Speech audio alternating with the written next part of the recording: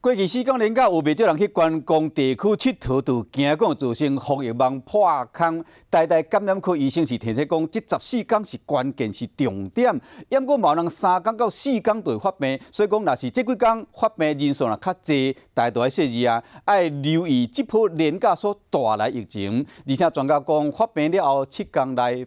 伊的镜头可能无遐明显，也毋过病毒量是上介悬呢，只有可能以后搁较侪人受过大意被感染到，因此提醒乡亲出门一定爱挂嘴安。清明连假期间，上万人到各大观光景点、夜市啊，不少人担心这几天人潮聚集流动，也会造成防疫的漏洞。收假以后14天之内。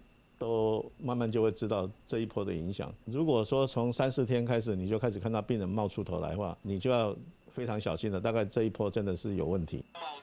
安检科医师讲，连假群聚真歹避免，但台湾人大部分挂嘴安比例悬，疫情防护网到底会被攻破无？看14天来确诊人数是毋是有增加？另外，指挥中心专家咨询小组调集人张尚顺观察国内病例，发病了后7天病毒量通常上悬，就算无症状，嘛会传染无其他的人。现在是前1个礼拜病毒量最高，而且那个时候正好都没有什么症状，然后整个人很自由，可以到处活动。那别人对他也没有戒心，那这个是被认为是目前这个病毒的一个很大的特性。